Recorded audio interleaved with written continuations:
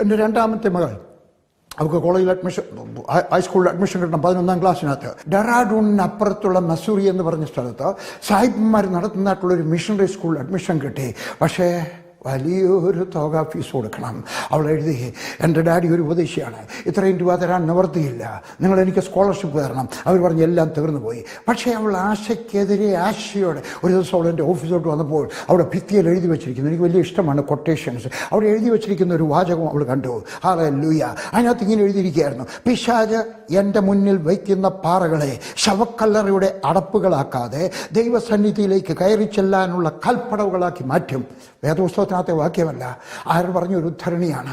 അവൾ തിരിച്ചു വന്നു, അവളുടെ ഡയറിക്കകത്ത് എഴുതി വെച്ചു. അവളത് പറയാൻ തുടങ്ങി, പിശാച് എൻ്റെ മുമ്പാകെ ഏതെങ്കിലുമൊക്കെ തടങ്കൽ പാറകൾ ഇട്ടാൽ, തടങ്കൽ പാറ ചെറുതാണ് കേട്ടോ, ഹല്ലേലൂയ, അതിനെ ഞാൻ ചവിട്ടുപടികളാകും, കാല് ഉയർത്തി ചവിട്ടണം. ഹല്ലേലൂയ.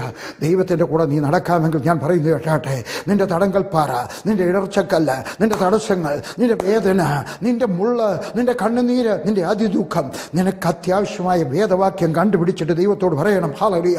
എന്താണ് അതിൻ്റെ 19ാമത്തെ വാക്യം? കർത്താവിൻ്റെ പ്രസാദ വർഷം പ്രസംഗിപ്പാൻ യേശു എന്നെ ആക്കി വെച്ചിരിക്കുന്നു. അവനത് പറഞ്ഞു, അവൻ എന്ത് പറഞ്ഞു അത് സംഭവിച്ചു.